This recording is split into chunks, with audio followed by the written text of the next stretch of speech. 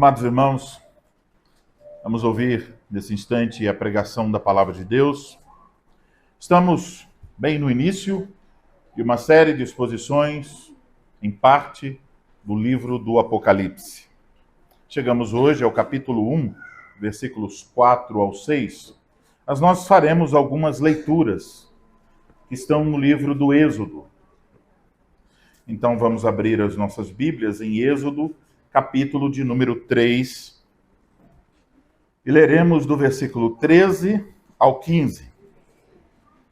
Essa passagem fala daquele momento em que Moisés foi vocacionado pelo Senhor, em que o Senhor lhe falou na sarça ardente. E aqui então, quando Moisés pergunta, quando eles me disserem, em nome de quem você vem? E ele então anuncia o nome do Senhor. Isso tem relação com uma parte do que ouviremos hoje no Apocalipse. Versículo 13 ao 15. Disse Moisés a Deus: eis que quando eu vier aos filhos de Israel e lhes disser, o Deus de vossos pais me enviou a vós outros, e eles me perguntarem, qual é o seu nome? Que lhes direi? Disse Deus a Moisés, eu sou o que sou. Disse mais, assim dirás aos filhos de Israel, eu sou, me enviou a vós outros. Disse Deus ainda mais a Moisés, assim dirás aos filhos de Israel, o Senhor, o Deus de vossos pais, o Deus de Abraão, o Deus de Isaque e o Deus de Jacó, me enviou a vós outros. Este é o meu nome eternamente, e assim serei lembrado de geração em geração. Agora vamos ao capítulo 19 do livro de Êxodo, e vamos ler do versículo 1 ao 6. No terceiro mês da saída dos filhos de Israel da terra do Egito, no primeiro dia desse mês vieram ao deserto do Sinai.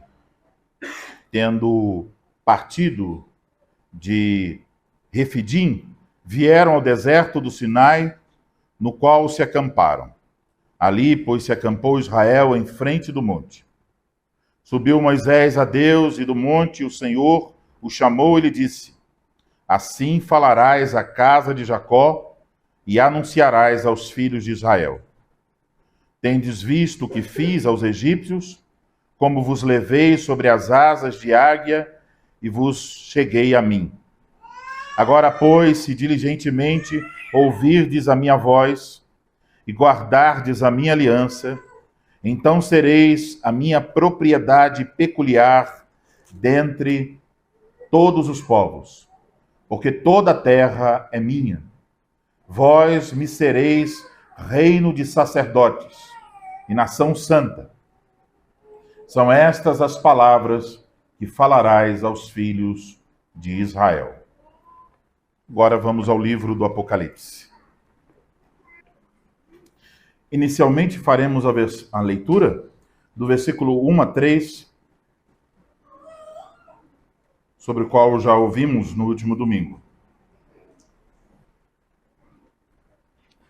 Revelação de Jesus Cristo, que Deus lhe deu para mostrar aos seus servos as coisas que em breve devem acontecer, e que ele, enviando por intermédio do seu anjo, notificou ao seu servo João, o qual atestou a palavra de Deus e o testemunho de Jesus Cristo quanto a tudo o que ouviu.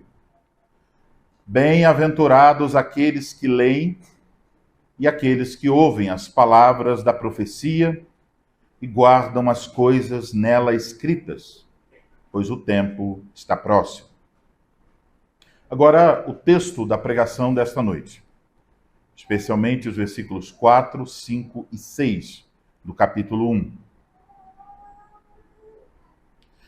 João às 7 igrejas que se encontram na Ásia, graça e paz a vós outros da parte daquele que é, que era e que há de vir, da parte dos 7 espíritos que se acham diante do seu trono, e da parte de Jesus Cristo, a fiel testemunha, o primogênito dos mortos e o soberano dos reis da terra. Aquele que nos ama e pelo seu sangue nos libertou dos nossos pecados e nos constituiu reino, sacerdotes para o seu Deus e Pai. A ele a glória e o domínio pelos séculos dos séculos. Amém. Vamos orar. Ó Senhor Deus, nosso Pai, mais uma vez somos gratos, Senhor, por esse grande privilégio de termos em nossas mãos a Tua palavra em língua portuguesa, também de podermos nos reunir como Igreja do Senhor para ouvir a exposição da Tua palavra. Rogamos que o Senhor, mais uma vez, nos conceda a graça para ouvir atentamente, para guardar com coração manso, para confiar em Cristo, para amar o Senhor, para glorificar o Teu nome. Concede, Senhor, aquele que vai falar, que fale com fidelidade, que fale para glorificar o Teu nome, para exaltar o Teu Filho, que sejamos conduzidos, Senhor, a olhar para o Senhor, a bendizer as perfeições do Teu ser, a encontrar encorajamento e consolo por meio da Tua palavra. Assim rogamos, porque sabemos que o Senhor é o nosso Pai e nos tem dado o Seu Espírito Santo para nos conduzir em toda a verdade. Rogamos e oramos em nome de Jesus Cristo, Teu Filho. Amém. Amém. Antes de iniciar a pregação, eu quero fazer 2 considerações importantes. A primeira é que a pregação de hoje tem, de certa forma, uma introdução um pouco mais longa. Vocês vão notar isso. Isso é apenas uma explicação para vocês poderem acompanhar melhor. Mas a outra é que depois da introdução, nós teremos 3 pontos. E eu queria encorajar você a dizer amém ao final de cada ponto. Eu vou dar a deixa para vocês. Eu vou dizer, amada congregação, como vocês respondem a isso. E vocês vão entender por que eu estou fazendo essa pequena mudança hoje a respeito do nosso texto. Dito isso, vamos ouvir então a pregação da palavra do Senhor. Amada congregação do nosso Senhor Jesus Cristo, no último domingo, ouvimos o primeiro sermão desta série em Apocalipse. E na ocasião observamos os 3 primeiros versículos nos quais ouvimos sobre a importância e o valor deste livro, mas também ouvimos sobre a bênção que Cristo nos oferece por meio deste livro. Também aprendemos algo sobre a natureza desse livro. Ele é a revelação de Jesus Cristo. Isto quer dizer não somente que a revelação procede de Cristo, mas também quer dizer que a revelação é a respeito de Jesus Cristo. Ouvimos então que o assunto, o tema do Apocalipse é o assunto preferido do Pai. Isto é, o Apocalipse é a respeito de Jesus Cristo, o Filho de Deus. E esta é a chave para ler e entender o livro do Apocalipse. Também ouvimos que o Apocalipse é a profecia. No versículo 3, isso é dito. Então, assim como os livros proféticos do Antigo Testamento, o Apocalipse mistura revelações sobre o futuro reflexões sobre o passado e um apelo para a fidelidade no presente. Portanto, a revelação de Jesus Cristo no Apocalipse não é apenas sobre o futuro, não é apenas para informar sobre coisas que hão de vir. Essa revelação também requer de nós reflexão e obediência. Agora, precisamos adicionar a isso que ouvimos. O Apocalipse é a revelação de Jesus Cristo, o Apocalipse é uma profecia. Precisamos adicionar um novo ponto. Ele não é só revelação e profecia, mas também é uma carta. Devemos lembrar disso. Uma carta que podemos descrever como uma carta de teor pastoral. João é um pastor envolvido no trabalho de diversas igrejas na Ásia, principalmente a igreja de Éfeso. Então, lemos no versículo 4. João, as 7 igrejas que se encontram na Ásia. Então, ouvimos João recebeu a revelação de Jesus Cristo. Ele então escreve uma carta dirigida às 7 igrejas. Essas igrejas estavam na província romana da Ásia Menor, o que é hoje o sudoeste da Turquia. O versículo 11 menciona o nome, identifica essas 7 igrejas por seus nomes. A escolha deste número 7 igrejas, não é acidental. Os números aqui no Apocalipse são altamente importantes. E não existe um número mais importante do que o número 7. É o número favorito do Apocalipse. Esse número, na Bíblia, significa aquilo que é perfeito, que é completo. E a origem deste significado vem dos dias da criação. Os 6 dias da criação são seguidos pelo 7º, a consumação. Então, traz a ideia de alguma coisa completa. A ideia aqui é de que as 7 igrejas, portanto, completas, significa que elas representam a plenitude da igreja de Jesus Cristo. E isso fica evidente quando você olha nos capítulos 2 e 3, como as cartas dirigidas a cada igreja terminam. Lá diz assim: quem tem ouvidos, ouça o que o Espírito diz às igrejas, no plural. Ou seja, cada carta não é apenas para uma igreja, mas para todas as igrejas de Cristo Jesus, em todos os tempos e em todos os lugares. Por isso o número 7. Além disso,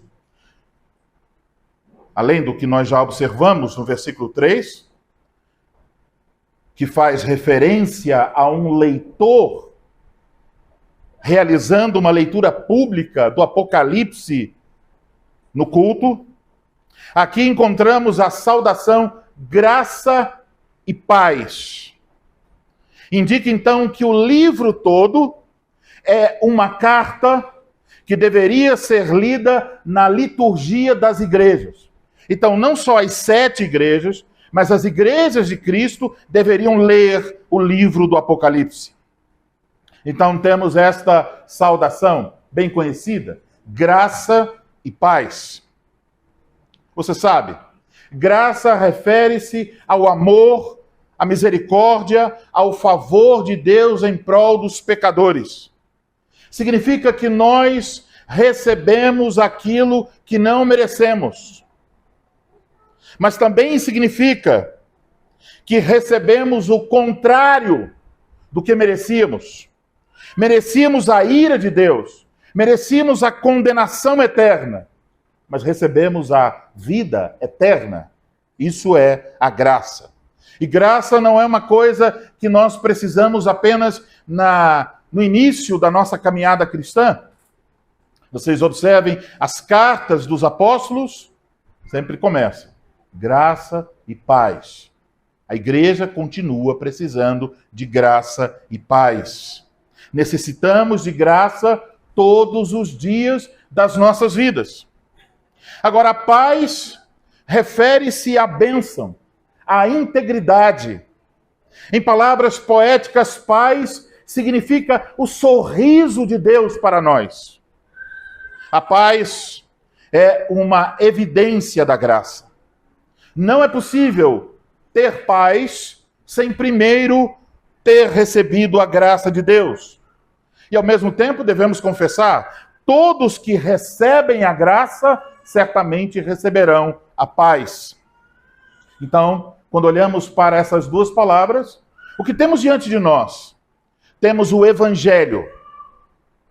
O Evangelho anuncia a nossa salvação, tem sua origem na graça de Deus e resulta na paz. Graça e paz, meus irmãos, são irmãs gêmeas. A primeira nos toma pela mão e diz: deixe-me que eu leve você até a minha irmã. Então a graça nos conduz até a paz. E a paz, então, nos toma pela outra mão e as duas nos dizem: deixe que eu leve você até Deus. Isto é graça e paz. Agora, observem que o apóstolo se refere nesta saudação, graça e paz, às três pessoas da Trindade, como a fonte da qual jorra a graça e a paz. Você pode perceber essa tríplice repetição. Aí no nosso texto diz, da parte de, 3 vezes. Isso quer indicar que cada uma dessas três pessoas da deidade está envolvida em nos conceder graça e paz. O indicativo, a salvação é uma obra do Deus Trino. Agora, você notou a ordem em que as três pessoas aparecem aqui em nosso texto? Aqui recebemos a saudação do Pai, do Espírito Santo e do Filho. E podemos perguntar, por que tem essa ordem? Por que essa saudação se encontra nesta ordem? O Pai, o Espírito Santo e o Filho. Ao observar a relação do nosso texto com o Antigo Testamento, podemos notar que existe aqui diversas referências ao templo de Deus no Antigo Testamento, como veremos. E é por isso os estudiosos observam que essa ordem, Pai, Espírito Santo e Filho, é uma ordem que reflete a organização do templo. Então podemos pensar sobre isso? Você talvez pode lembrar das aulas de escola dominical. No templo, a Arca da Aliança, que se encontrava no lugar santo dos santos, ela representa o trono de Deus. E aqui temos a imagem de Deus, o Pai, em um trono. Depois, no templo, o candelabro com suas 7 lâmpadas em frente da arca, e que se encontrava no lugar santo, representa o Espírito Santo. E o altar que ficava no átrio, em frente ao lugar santo, apontava para o Senhor Jesus Cristo. Então, essa imagem do templo, de dentro para fora, do Santo dos Santos para o átrio, parece estar presente nesta saudação. E como observamos, é uma saudação trinitária. E aqui, então, encontramos afirmações extraordinárias sobre o Deus Trino. Essas afirmações que aqui encontramos têm como objetivo encorajar os leitores originais. Mas também tem como objetivo encorajar nós, leitores do século 21, para vermos que há esperança do triunfo final. A mensagem central dessa saudação é: o Senhor Deus prevalecerá sobre os reinos deste mundo e sobre os poderes do príncipe deste mundo. Sem dúvidas, os crentes do primeiro século precisavam deste encorajamento. Em meio às tribulações daquele tempo, em meio às perseguições que eles tiveram que enfrentar, eles precisavam ouvir a respeito da graça e da paz garantidas pelo Deus triuno. E aqui estamos nós. O mundo continua a nos odiar. O diabo deseja nos destruir. E ainda temos tribulações pelas quais devemos passar por amor a Cristo. E nós, fracos como somos, ainda, também, cada um de nós, todos os dias, dependemos da graça e da paz de Deus.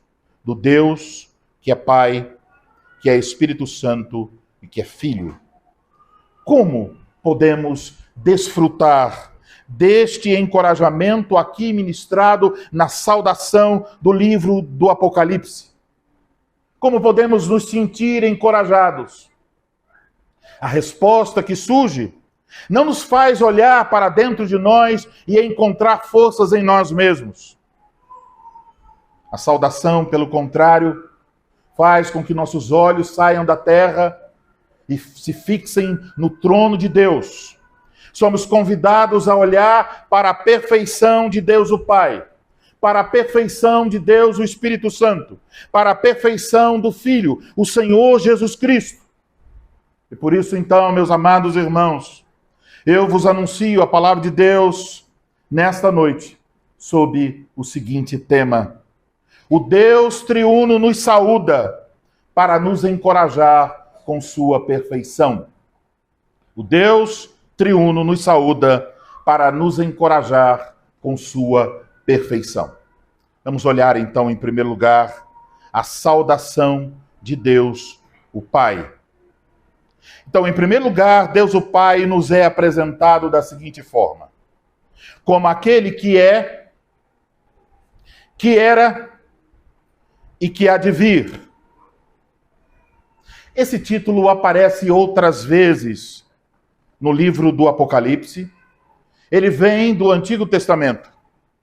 Essa cláusula tríplice, aquele que é, que era, que há de vir, é uma reflexão sobre o nome de Deus, tal como ele é apresentado em Êxodo 3,14, onde se lê: disse Deus a Moisés, eu sou o que sou. Disse mais, assim dirás aos filhos de Israel, eu sou, me enviou a vós outros. Essa cláusula tríplice reflete as palavras de Êxodo 3,14. Mas reflete também as descrições temporais de Deus apresentadas no livro do profeta Isaías. São várias. Mencionarei apenas uma. Isaías 44, versículo de número 6. Assim diz o Senhor, Rei de Israel, seu Redentor, o Senhor dos Exércitos. Eu sou o primeiro e eu sou o último, e além de mim não há Deus. Essa expressão, aquele que é, que era e que há de vir, coloca então em foco a perfeição de Deus no que diz respeito à sua eternidade. Aponta para a auto e eterna existência de Deus. Ele jamais foi criado.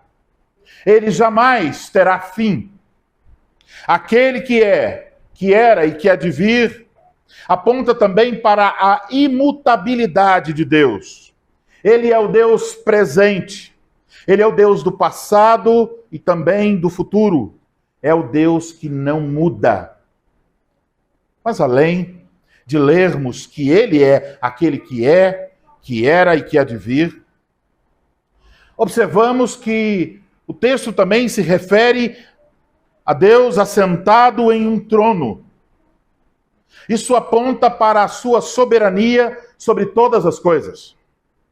Então, quando nós reunimos essas duas coisas, a eternidade de Deus, a soberania de Deus, percebemos então que o Pai está se revelando aqui como o eterno Senhor da história. Agora, como isso pode trazer encorajamento? Pense, diante das perseguições externas que os primeiros leitores passaram, diante dos problemas internos registrados nas cartas, o futuro da igreja parecia incerto. Como a igreja pode resistir à perseguição externa e à deterioração interna? Um futuro incerto exige que alguém que, em virtude da sua existência eterna e do seu poder soberano, possa exercer o controle soberano sobre o curso da história. Então, o que estamos presenciando nessa apresentação, nessa saudação do Senhor Deus a nós, é aquilo que observamos ser o significado do livro do Apocalipse. A cortina é aberta, o véu é retirado. E podemos contemplar que tudo que nos será apresentado neste livro, a história da humanidade, as grandes e as pequenas coisas, todas elas estão sob o controle do Pai. Deus, o Pai, não somente está presente no início, no meio e no fim da história. Ele é também o soberano Senhor da história. Por isso ele é capaz de levar ao pleno cumprimento tudo aquilo que ele nos diz no Apocalipse. A relação da expressão aquele que é, que era e que há de vir, com as passagens já mencionadas do Antigo Testamento, oferece também encorajamento. Porque tanto no Êxodo depois como na Babilônia, situações esmagadoras, obstáculos difíceis, o povo de Deus precisou passar. E agora, então, revela-se a mensagem. Por mais que severa fosse a perseguição sofrida pela igreja nos dias de João, por mais que as coisas pareciam não ir bem, por mais que a aparência dava a entender que a igreja iria sucumbir, revela-se que há um trono no céu, que há um soberano sobre a terra, que governa o presente, o passado e o futuro. A vontade de Deus prevalecerá. Podemos confiar na condução soberana de Deus em todas as questões terrenas. Podemos corajosamente permanecer firmes quando a nossa fé é testada. Deus está acima da história, Deus está acima do espaço e do tempo. Ele é soberano, Senhor da história. Portanto, meus irmãos, eis algo que parece ir na contramão do que muitas pessoas leem o Apocalipse. Muitas pessoas leem o Apocalipse e elas ficam temerosas, elas tremem, elas dizem, uau, guerras, conflitos, problemas. Estão ansiosas, estão tentando descobrir o que virá a seguir. Mas aqui ouvimos a revelação de Deus o Pai. Então, meus amados irmãos, vocês não precisam temer. Vocês não precisam temer as maquinações dos governos, seja do nosso ou de qualquer outro. Vocês não precisam temer o poder dos políticos. Vocês não precisam temer as estratégias do inferno. Vocês não precisam se inquietar com notícias de guerra, de terremotos, de pandemias. Vocês não precisam temer pelo futuro de seus filhos. Não precisamos temer pelo futuro da igreja. O Deus eterno que governa a história vos saúda com sua graça e sua paz. Amados irmãos, como vocês respondem a isso? Amém. A segunda saudação é a saudação de Deus, o Espírito Santo. Deus, o Espírito Santo, nos é apresentado aqui como os 7 Espíritos que se acham diante do trono de Deus. É importante observar que uma expressão parecida aparece no capítulo 3, versículo 1, e também no capítulo 5, versículo 6 do Apocalipse. Ali, no entanto, revela-se que esses 7 Espíritos são os 7 Espíritos de Deus. Então, é sem dúvida uma referência ao Espírito Santo de Deus. Isso também é comprovado pelo fato de que nós recebemos graça e paz da parte dos 7 Espíritos.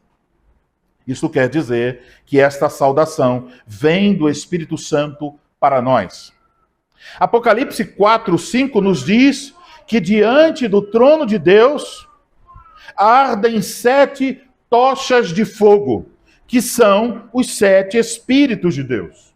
Essa expressão, tochas, também pode ser traduzida, e o é em algumas versões, como 7 lâmpadas. Assim, percebemos que quando temos essa expressão, 7 Espíritos, ligados a 7 lâmpadas em Apocalipse 4:5, percebemos que essa revelação, essa alusão, provém também do Antigo Testamento. Podemos mencionar, por exemplo, Isaías capítulo 11, versículo 2, onde o Espírito Santo é apresentado por meio de 7 títulos. Falando sobre o Messias, Isaías diz: repousará sobre ele o Espírito do Senhor, o Espírito de sabedoria e de entendimento, o Espírito de conselho e fortaleza, o Espírito de conhecimento e de temor do Senhor. Mas aqui também se faz, na expressão 7 Espíritos, uma alusão ao capítulo 4 do livro de Zacarias. Você conhece o livro de Zacarias? É um livro pouco lido, não é? Mas tem mensagem do Evangelho. Zacarias profetizou no tempo de Zorobabel. Israel estava debaixo do domínio do Império Medo-Persa. E Zorobabel foi designado como governador. Ele estava encarregado da construção do templo. Mas se você já leu o livro do profeta Ageu, você sabe que a obra enfrentou muitas dificuldades. E Zorobabel estava desanimado. Parecia que as coisas não caminhariam. Parecia que Deus não cumpriria suas promessas. Então, em uma visão, Zacarias viu um candelabro todo de ouro, um vaso de azeite em cima, com suas 7 lâmpadas e 7 tubos. Em Zacarias 4, descobrimos, Zacarias quer entender a visão. E o anjo não deu a resposta sobre o significado dos detalhes. Mas o anjo deu a resposta do significado da visão como um todo. Esta é a palavra do Senhor a Zorobabel. Não por força, nem por poder, mas pelo meu espírito, diz o Senhor dos Exércitos. Eis a mensagem de encorajamento para Zorobabel a respeito da construção do templo. Não será pela força do homem, mas pelo Espírito Santo. Isso quer dizer, o Espírito Santo é quem nos capacita. O Espírito Santo é quem anima a obra espiritual. O Espírito Santo é o canal da graça de Deus. Essa mesma verdade é apresentada em 1 Coríntios 3, versículo 6, onde o Espírito Santo nos diz: sabeis que sois santuários de Deus e que o Espírito de Deus habita em vós. Então, é o Espírito Santo quem nos capacita a nos tornarmos o templo em que Deus habita. Essa mensagem também está aqui no Apocalipse. E mais uma vez, quando encontramos 7 Espíritos, temos o número 7, lembramos, revela perfeição, está aqui designando a plenitude da obra do Espírito Santo, a variedade de operações do Espírito Santo. Isso nos lembra também da atuação do Espírito Santo, não apenas em alguma igreja em particular, mas em todas as verdadeiras igrejas de Jesus Cristo, em todos os lugares e em todos os tempos. O Espírito Santo, João nos diz, isso é um detalhe importante, João nos diz que os 7 Espíritos se acham diante do trono de Deus. Então, olhamos para esta revelação, entendemos, o Espírito Santo é quem capacita a igreja de Deus para o serviço. Então, cada tarefa, cada desafio, cada serviço cumprido pela igreja só é possível porque o Espírito Santo, que vive em nós, também está diante do trono de Deus. Então, meus amados irmãos, diante da oposição do mundo, diante da grande tarefa que nos cabe anunciar o evangelho da graça de Deus em um mundo hostil, diante das dificuldades que nós aqui em particular enfrentamos como congregação para ver o crescimento da igreja, para realizar no futuro a escolha de oficiais, para praticar agora, temos dificuldades para praticar agora a comunhão nos moldes bíblicos, dificuldades para servir uns aos outros em amor, dificuldades para vencer o pecado, para praticar a justiça, para ensinar os nossos filhos o temor do Senhor. Devemos lembrar que o progresso da igreja, o progresso de sua família, o progresso de sua caminhada cristã, não se dá pela força ou a capacidade humana, mas pela obra do Espírito Santo. É o Espírito Santo quem garante que no final a obra de Deus em nossas vidas será concluída. É o Espírito Santo quem nos capacita a responder com obediência às palavras proféticas encontradas no Apocalipse. Amados irmãos, aquele que está no céu diante do trono de Deus, o Espírito Santo, também está em nós. E ele nos saúda com sua graça e paz. Amados irmãos, como vocês respondem a isso? Amém. Por fim, a saudação de Deus, o Filho. Ele é apresentado aqui por meio de 3 títulos. E mais uma vez, eu preciso destacar, os 3 títulos vêm do Antigo Testamento. Ao observar essas palavras, encontramos especialmente referências ao Salmo de número 89. O Salmo 89 fala a respeito do reinado do Messias. É apresentado sob a ótica da aliança que Deus estabeleceu com Davi. Então, com esses 3 títulos provenientes do Salmo 89, João nos apresenta Jesus como o Messias, o Cristo, ou ungido de Deus, por meio de quem Deus cumpre suas promessas. Eis o primeiro título: fiel testemunha. Versículo 37 do Salmo 89, encontramos as palavras a respeito do Messias. Ele será estabelecido para sempre como a lua e fiel como a testemunha no espaço. Depois, no livro do profeta Isaías, capítulo 55, versículos 3 a 4. Inclinai os ouvidos e vinde a mim. Ouvi, e a vossa alma viverá. Porque convosco farei uma aliança perpétua, que consiste nas fiéis misericórdias prometidas a Davi. Eis que eu o dei por testemunho dos povos, como príncipe e governador dos povos.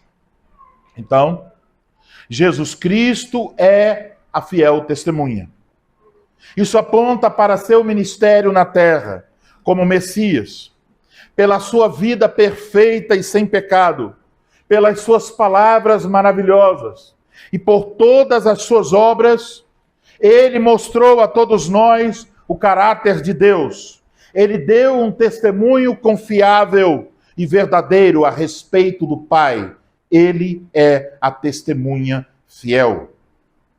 O segundo título é esse. Ele é o primogênito dos mortos. De novo, Salmo 89, versículo 27. Encontramos as seguintes palavras: falo-ei, por isso, meu primogênito. Isso se refere à posição privilegiada de Jesus, conquistada como resultado da sua ressurreição dentre os mortos. Por isso é primogênito dos mortos. Significa também que ele é, então, o primeiro espécime da nova criação de Deus. Como Apocalipse 3,14 explica, falando de Jesus, diz: estas coisas diz o Amém, a testemunha fiel e verdadeira, o princípio da criação de Deus. Então, ele é agora aquilo que todos nós seremos. Ouvimos sobre isso em 1 João. Agora, o terceiro título é: ele é soberano dos reis da terra. E ainda no Salmo 89, versículo 27, encontramos as seguintes palavras a respeito do Messias: Deus o fará o mais elevado entre os reis da terra. E como acabamos de ouvir em Isaías 55:4, ele é referido como o príncipe e governador dos povos. Isso está falando da posição exaltada de Jesus Cristo. Como diz Apocalipse 19:16, tem no seu manto e na sua coxa um nome inscrito: Rei dos Reis e Senhor dos Senhores. As palavras do Salmo 89, a profecia de Isaías a respeito do Messias, se cumprem em Jesus Cristo, que após a sua ressurreição disse: todo poder me foi dado no céu e na terra. Observe, a saudação do Apocalipse não diz: ele será o soberano dos reis da terra, mas o apresenta já, agora, como o soberano dos reis da terra. Isso quer dizer, meus irmãos, que todas as autoridades espirituais e terrenas, agora mesmo, estão debaixo do domínio e governo de Jesus Cristo. Ele é rei sobre as nações. É verdade que os governantes querem quebrar, como diz o Salmo 2, as suas algemas. É verdade que eles tramam contra o Senhor e o seu ungido. Mas o mesmo Salmo 2 diz que Deus olha do céu e zomba deles. Agora observem que na parte final do versículo 1 e por todo o versículo 6, João, tendo meditado sobre esses 3 títulos oriundos do Antigo Testamento, a respeito da obra e da pessoa de Jesus Cristo, João se sente encorajado a louvá-lo. Ele então apresenta o que chamamos de doxologia cristológica, um louvor centrado em Cristo. João então, nesse louvor, nos fala de 2 ofícios de Jesus Cristo. O ofício sacerdotal, o ofício de rei, ele já falou, e agora ele fala do ofício sacerdotal de Cristo, ao dizer: aquele que nos ama e pelo seu sangue nos libertou dos nossos pecados. Amados irmãos, se eu não tivesse dito nada até aqui, e se eu não dissesse mais nada depois do que estamos ouvindo agora, ainda assim haveria aqui nessas palavras doçura e verdade suficientes para nos maravilharmos em Cristo Jesus. Aqui está uma das coisas mais surpreendentes que podemos encontrar. Jesus Cristo nos ama. O mundo odeia a igreja de Cristo e por isso a persegue e despreza. O Império Romano estava perseguindo a igreja naqueles dias. Mas a igreja não deveria perder o ânimo, porque o soberano dos reis da terra ama a sua igreja. E como nós podemos saber, estar certos a respeito do amor de Cristo? Sabemos disso por causa da cruz. Sabemos disso por causa da sua morte sangrenta e brutal, por causa da sua agonia, por causa do seu sofrimento diante da ira de Deus que contra ele foi derramada. Pelo seu sangue, diz o texto. Isto é, por meio de sua morte, ele nos libertou dos nossos pecados. Aqui está a mensagem do Evangelho. O amor de Cristo revelado em sua obra a nosso favor. Nós merecíamos a morte por causa dos nossos pecados, mas ele morreu em nosso lugar. E agora estamos livres do pecado, livres da condenação do pecado, livres do domínio do diabo. Eis o nosso Salvador, tal como as palavras do Salmo 110. Ele é rei e sacerdote. Ele se revela a nós em seu amor e nos diz que ele nos constituiu reino, sacerdotes para o seu Deus e Pai. Então, como sacerdotes, temos acesso ao Pai através dele. Significa que Deus ouve sua oração, que Deus responde à sua oração. Como sacerdotes, somos capazes de prestar um culto espiritual a Deus com os nossos lábios e com nossa vida. Também aqui somos identificados com o reino de Cristo. Significa então que assim como ele é o rei, o primogênito, também nós, pela ressurreição de Cristo, ressuscitamos com ele. O início da nova criação. Pessoas mudadas pelo Espírito Santo para serem também sacerdotes e reis. Então temos aqui uma referência a Êxodo 19:6. O que foi profetizado como o papel de Israel em Êxodo 19:6, que até agora nunca foi cumprido por Israel, é agora declarado como realizado, pois aqui diz, não que Cristo vai nos constituir, mas está no presente. Está no passado. Ele nos constituiu reino e sacerdotes. Amados irmãos, quando meditamos nessa grande salvação que nos deu o Senhor Jesus Cristo, quando consideramos os privilégios que nós recebemos dele aqui e agora, devemos reconhecer, como João, ele merece ser glorificado. Então devemos juntar as nossas vozes com a voz de João, dizer: a ele a glória e o domínio pelos séculos dos séculos. Amém? Amém. Então, amados irmãos, que consolo, que encorajamento temos aqui. Você não pode perder isso no livro do Apocalipse. É Cristo. Temos um Salvador perfeito.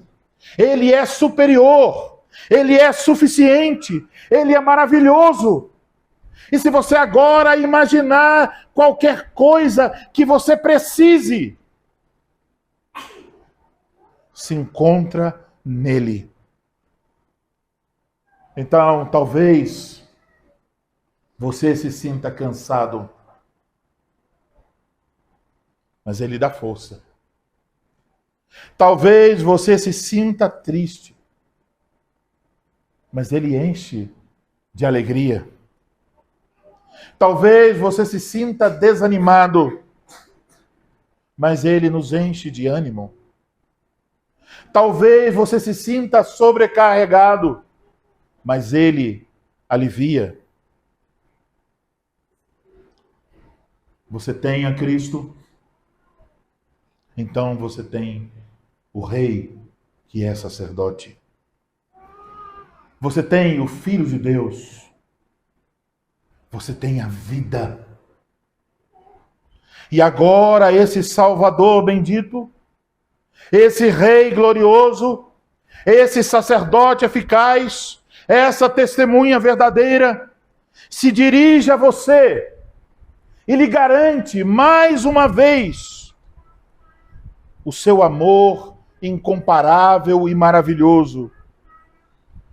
Amados irmãos, este Salvador perfeito saúda a sua igreja com sua graça e paz.